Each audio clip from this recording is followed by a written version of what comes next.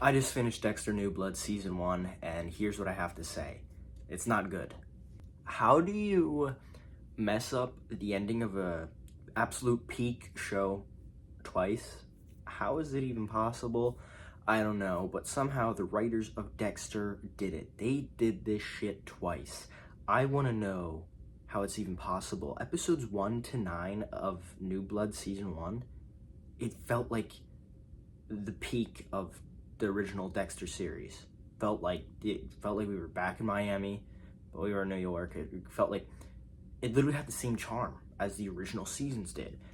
And then all of a sudden, episode 10 comes around and it's like, holy shit, what was that about?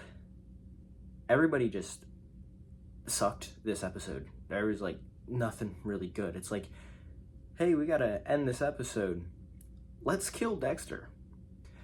It really felt like they just did this show to kill off Dexter, just to end his storyline. Like, I don't know if the actor didn't want to do it anymore, or if they want to do something with Harrison and have him continue, which is probably what they're going to do, because I heard that they're actually starting to film this soon. I hope not. I don't want a second season. I see why it was canceled back then, because the ending of this was absolutely god-awful. I don't even know what possessed them to kill off Dexter. It was the dumbest decision. They should have just did it in the main series. This season, it just felt like an epilogue of the main show. That's all it felt like. It should have just been, take some key elements that are in this season of New Blood and just put that into season 8. If you combine this with the great stuff that was in season 8, you get a great season. But the ending just sucked. This ending was worse than the original Dexter ending. This ending is getting a 0 out of 10. It was so bad. Oh my god.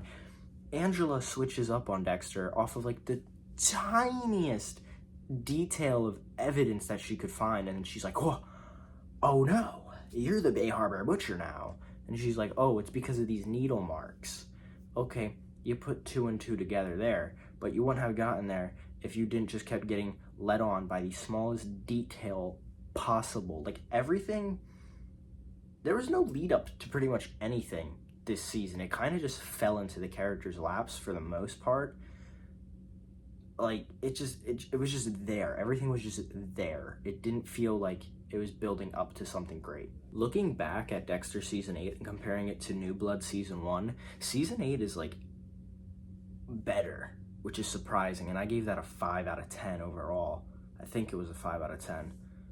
But, like, Jesus, I can't imagine how it's even possible to fuck up an ending of a show twice. Like, this show is loved by fans, by many, many fans. And now they're doing a Dexter Origins spinoff. Hopefully that's good, but they're probably gonna mess up the ending of that somehow. I don't know how that'd be possible. And then they're doing this season 2 of New Blood. They're probably gonna mess up the ending of that somehow. I don't understand how you write peak content and then you can't write an ending.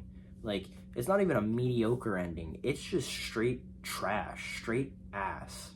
I loved, like, every character from episode 1 to episode 9. Like I said, those episodes were almost 10 out of 10s for each one. I loved everything about it, and everything just felt great. It's just, everything kind of just fell into place for the plot. It was nice to see Dexter get his first kill again, and to see him being like, yo, I'm a little rusty, and seeing him leaving these little mistakes. But, like, Angela is there and sees proof that Kurt is behind all of this, and Dexter's like, yeah, Kurt framed me, and Angela's like, nope, all evidence points to you, even though when you really look at it, all the evidence points towards Kurt. And then Angela goes and finds the place where Kurt had all of the woman in the basement of the little bunker area, and then she's still blaming Dexter. How do you do that? And then she lets Harrison go after Harrison shoots Dexter. That is the dumbest writing decision. That is a dumber writing decision than Deb's death. Was it better acted? A little.